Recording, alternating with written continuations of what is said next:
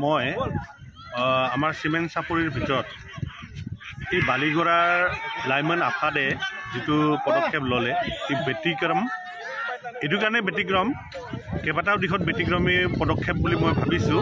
এথলেটিক্সৰ competition প্ৰথমবাৰৰ বাবে এই বালিগড়াত পাতিছে, চিমেণ্ট চাপৰিটো আজিলৈ হোৱা নাই। তাৰোপৰি আমাৰ যুৱ ব্যৱসায়ী মিঠিংগা দৈমাৰী এটা আদৰ্শ প্ৰতিষ্ঠা কৰিছে এইভাবে যে তেনেধৰণৰ যুৱ ব্যৱসায় বহুত আছে আৰু বহুতৰ হাতত ধন আছে, টকা আছে, কিন্তু সমাজ সেৱাৰ নামত ধন খৰচ কৰা মানুহৰ সংখ্যা অতিকৈ কম। আৰু তাৰোপৰি মই ইয়াত অনুষ্ঠানটোত অংশগ্ৰহণ কৰি মোৰ এটা ভুল ভাঙি গ'ল। মই কেৱল ভাবিছিলোঁ যে বালিগড়াৰ যুৱক যুৱতীসকলৰ মাজতে এই এথলেটিক্স কম্পিটিশ্যন পাতিছে, কিন্তু দেখিবলৈ পাইছোঁ গোটেই মহকুমাটোৰ এই খেলুৱৈসকল যে ল'ৰা ছোৱালীবোৰ যে প্ৰতিযোগিতাত অংশগ্ৰহণ কৰিছে প্ৰতিভাৱান, আৰু ইয়াৰ জৰিয়তে আমাৰ অঞ্চলৰ নিজৰ গাঁৱৰ এই যুৱক যুৱতীসকলেও অন্ততঃ এই খেল বা এই এথলেটিক্সত তেওঁলোকে উৎসাহ পাইছে।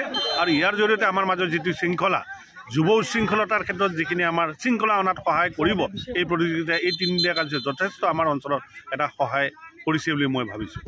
গতিকে আটাইতকৈ প্ৰথমতে শেষত আকৌ এটা ক'ম যে মিঠিংগা চৰকাৰীক মই অতি ধন্যবাদ দিম তেওঁ এই আদৰ্শ প্ৰতিষ্ঠা কৰাৰ বাবে।